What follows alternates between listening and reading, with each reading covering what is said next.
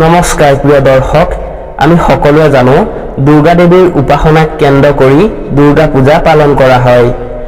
নৱৰাত্ৰি অৰ্থাৎ 9টা ৰাতি, য'ত দেৱী দুৰ্গাৰ 9টা ৰূপত পূজা কৰা হয়। গতিকে জানো আহক দেৱী মা দুৰ্গাৰ এই 9টা ৰূপনো কি কি। 1. মা শৈলপুত্ৰী।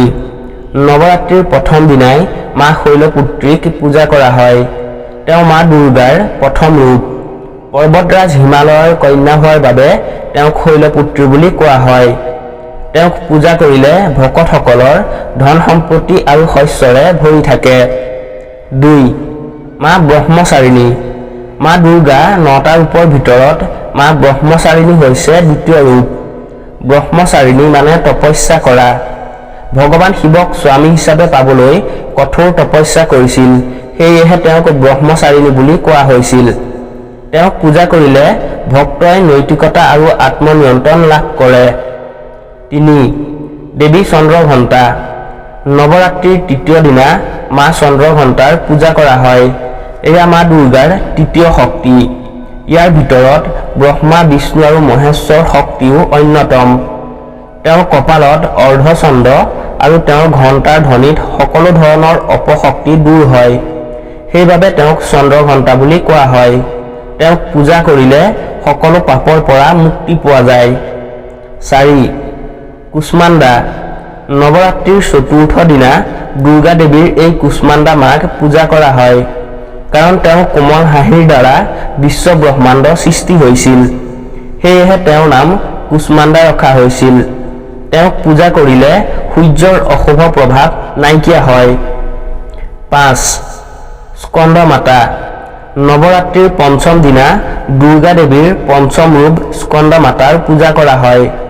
মা পাৰ্বতীৰ কাৰ্তিকেৰ আন এটা নাম স্কন্দ আছিল, সেইবাবে তেওঁক স্কন্দ মাতা বুলি কোৱা হয়। তেওঁক যদি শুদ্ধ মনে পূজা কৰে, তেওঁ ভক্তৰ কল্যাণ কৰিবলৈ সদায় সাজু থাকে। 6. মা কাত্যায়নী। নৱৰাত্ৰিৰ ষষ্ঠ দিনা মা দুৰ্গাৰ ষষ্ঠ ৰূপ কাত্যায়নীৰ পূজা কৰা হয়। কাত্যায়ন ঋষিৰ তপস্যাত সন্তুষ্ট হৈ তেওঁৰ ঘৰত কন্যা হিচাপে জন্ম লাভ কৰিছিল, এইবাবে তেওঁৰ নাম কাত্যায়নী। তেওঁৰ পূজা কৰিলে বৃহস্পতি গ্ৰহৰ লগত জড়িত বেয়া প্ৰভাৱবোৰ নাইকিয়া হয়।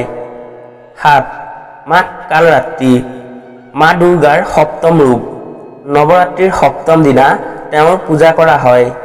তেওঁৰ ৰূপটো দেখিবলৈ উগ্ৰ যদিও তেওঁ ভক্তসকলক সদায় শুভ ফলাফল প্ৰদান কৰে। কিংবদন্তি অসুৰী ৰক্তবীজ নামৰ অসুৰটোক হত্যা কৰিবলৈ এই ভয়ানক ৰূপ ধাৰণ কৰিছিল, সেয়ে তেওঁৰ পূজা কৰিলে ভক্তৰ সকলো ধৰণৰ ভয়ৰ পৰা মুক্ত হয়। 8. মহাগৌৰী।